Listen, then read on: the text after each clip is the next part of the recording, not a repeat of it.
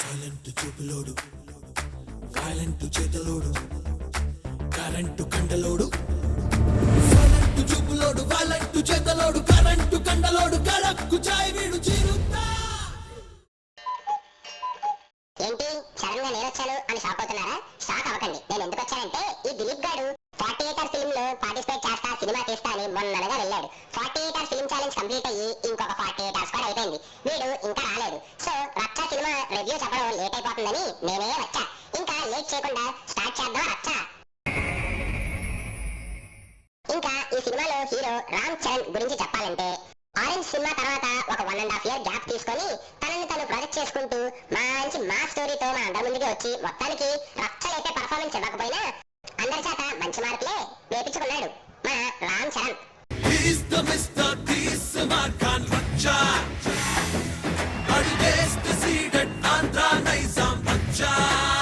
ఇంకా ఈ సినిమాలో హీరోయిన్ తమన్నా విషయానికి వస్తే కండ తక్కువ కట్టింగ్ ఎక్కువ. చూడ్డానికి కన్న తక్కువగా మంచి సన్నగా ఉన్న తమన్నా ఈ సినిమాలో పర్ఫార్మెన్స్ కి పెద్ద స్కోప్ లేకపోయినా కూడా డాన్సుల్లో ఒక 2 పాటల్లో మాత్రం మన రామ్ చరణ్ డాన్సులకి ఏమాత్రం తగ్గనట్టు పర్ఫార్మ్ చేసింది. తమన్నా ఈ సినిమాలో తన పర్ఫార్మెన్స్ తో అంతగా మురిపించలేకపోయినా డాన్సులతో మాత్రం ఆడియన్స్ ని బాగా అర్పించింది. अब बाहर से बहुत अच्छा, हम तेरे लिए इधर बच्चा, हम दोनों मिले तो रच्चा. ఇంకా ఈ సినిమాలో డైరెక్టర్ విషయానికి వస్తే డైరెక్టర్ సంపత్ నంది. ఆయన డైరెక్షన్ టేకింగ్ కొత్తగా వింతగా ఏమీ లేకపోయినా కూడా మన రామ్ చరణ్ ని ఒక మాస్ హీరో లాగా ప్రొజెక్ట్ చేసే విషయంలో మాత్రం బాగానే సక్సెస్ అయ్యాడు మన నంది అని చెప్పుకోవచ్చు.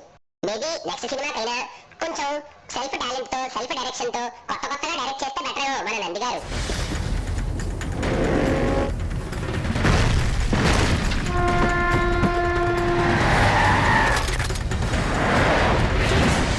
ఈ సినిమా మ్యూజిక్ డైరెక్టర్ మన మణిశర్మ.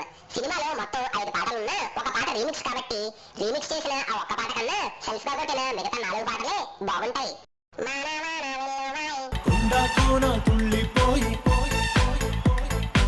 ఈ సినిమా స్టోరీ గురించి చెప్పాలంటే జస్ట్ 2 ముక్కల్లో చెప్పేస్తా. ఈ సినిమా స్టోరీ ఫస్ట్ హాఫ్ ఫన్నీగా ఉంటది, సెకండ్ హాఫ్ బన్నీలా ఉంటది. ఇంకా మనం పాజిటివ్స్ నెగిటివ్స్ గురించి మాట్లాడుకుందాం. ఆరెంజ్ సినిమా తర్వాత మన రామ్ చరణ్ మంచి మాస్ పర్ఫార్మెన్స్ ఇవ్వడం ఈ సినిమాకి ద బిగ్గెస్ట్ పాజిటివ్ పాయింట్. ఈ సినిమాలో డిల్లకు సాంగ్ వానా వానా సాంగ్ లో మన రామ్ చరణ్ తమన్నా వేసిన స్టెప్పులు మాత్రం అదిరిపోయినాయి భయ్యా. పరిశీలి బ్రదర్స్ రాసిన టైమింగ్ తో కూడిన మంచి కామెడీ డైలాగ్స్ ఈ సినిమాకి ఇంకొక పాజిటివ్ పాయింట్. ఇప్పుడు నెగిటివ్ పాయింట్స్ భయ్యా. ఈ సినిమాలో ఫస్ట్ సాంగ్ లో మంచి బీట్ ఉంది, కానీ అంత బీట్ ఉన్న సాంగ్ కి మన రామ్ చరణ్ స్టెప్పులు వేయాలి కానీ అటు ఇటు నడుస్తూ పోజులు పెట్టడం ఏంటి భయ్యా. ఈ సినిమాలో డైరెక్షన్ టేకింగ్ ఎక్కడో చూసినట్టు ఉంటది కానీ ఏంటో కొత్తగా మాత్రం అనిపించదు భయ్యా. స్టోరీ రొటీన్ స్టోరీ భయ్యా. అర్థం పద్ధం లేకుండా అర్థం పద్ధం లేని చోట్ల పంచవేళలు ఎందుకు భయ్యా. నువ్వు అరుస్తే అరుపులే, నేను అరుస్తే మెరుపులే. ఇంకా ఈ సినిమాలో 2 కోట్లు పెట్టి తీసాం 3 కోట్లు పెట్టి తీసాం అని చెప్పుకున్న ఫైట్ సీక్వెన్స్ లు అబ్బే పెద్ద ఇంపాక్ట్ గా అయితే లేవు భయ్యా.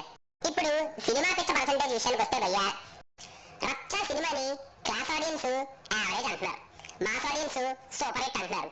సో క్లాస్ ఆడియన్స్ కు 50, మాస్ ఆడియన్స్ కు 60 రెండు కలిస్తే మన సినిమా పిచ్చ పర్సెంటేజ్ ఒక 55% భయ్యా.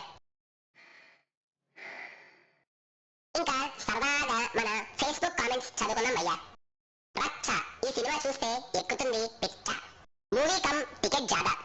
రచ్చ ఇప్పుడే సినిమా చూసి వచ్చా, మూవీ మాత్రం సూపర్ మచ్చ.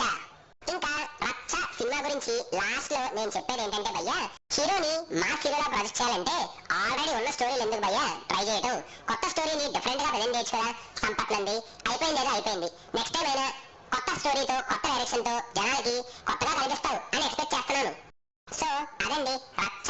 ఇంకా నేను ఈ దిలీప్ గారిని వెతుక్కోవాలి, వాడు 48 hours సినిమా అని చెప్పి వెళ్ళి 96 hours సినిమా చేస్తున్నాడు. ఒకసారి కనుక్కొని వస్తాను, మళ్ళీ మిమ్మల్ని నందమూరి వారి సినిమా అధినాయకుడు రివ్యూలో కలుస్తాను. Bye bye. He's the Mr. T. Smart